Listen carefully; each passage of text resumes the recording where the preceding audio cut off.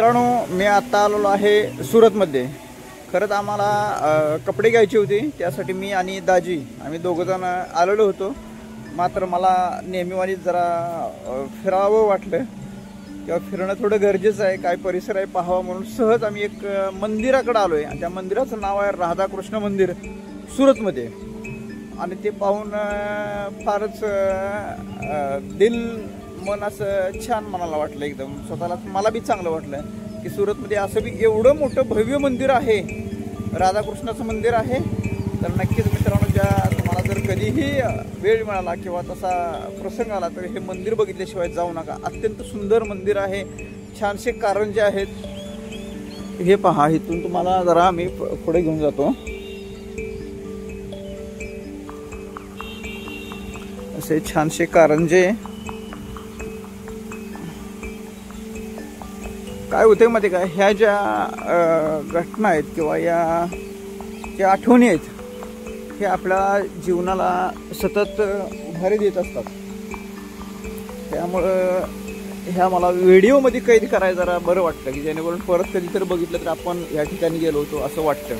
हे बघा, छानसे कारंजे, असं भव्य दिव्य मंदिर. अशी भरपूर मंदिर आहेत.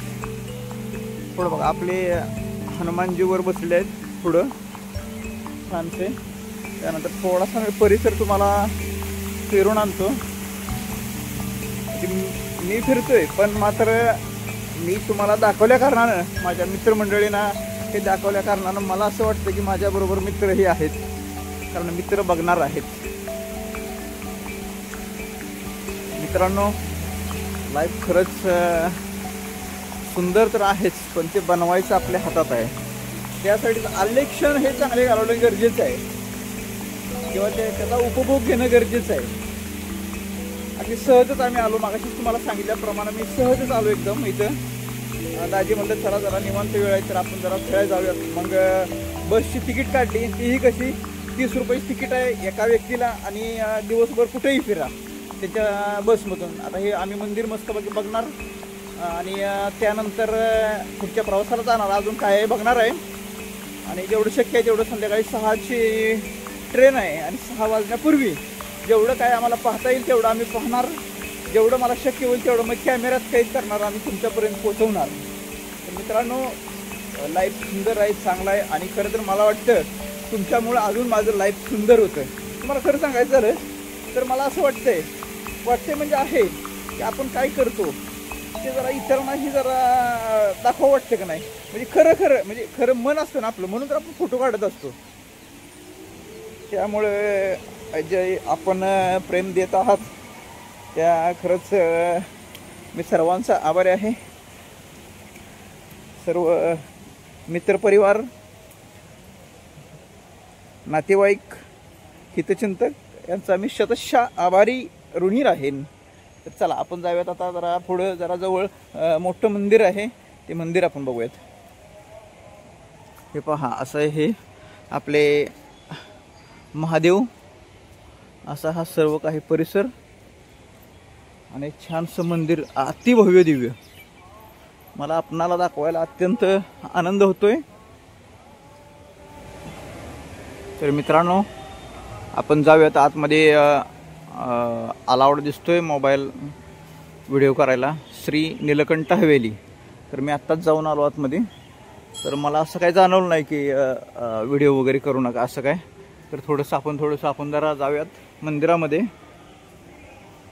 आणि काय भारी आहे बरं का. तर अशा बोलल्या कारणानं आपल्याला खरंच छान वाटतं.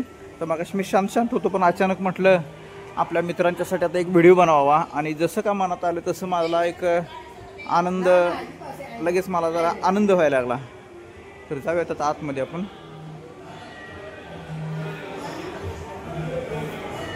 हे पहा, वर्क जबरदस्त वर्क केलेलं आहे. अरे बापरे, मला तर असं वाटतंय कुठं आलोय. न कळत आयुष्यामध्ये बरंच काय आपल्याला बघायला मिळतं. बघा, खतरनाक विषय एकदम. अत्यंत भक्तिभावना आणि एक ऊर्जा देत आहे. अचानकच अत्यंत चांगलं वाटतं इथं आल्यानंतर.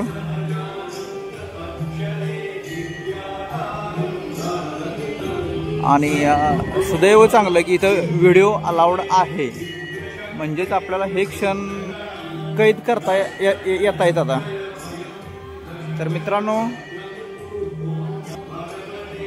खरं तर आतापर्यंत आपण एकत्रित बरेच दिवस घालवले आहेत. म्हणजे व्हिडिओच्या माध्यमातून मला तुम्ही बघताय किंवा आपण चर्चा करत असतो, त्यामुळं आपलं गणित जुळलंय असं म्हणाय काही अडचण नाही. चांगलं तर चला, तर मी आता बाय बाय टाटा करतो. भेटूया पुढच्या व्हिडिओमध्ये. धन्यवाद.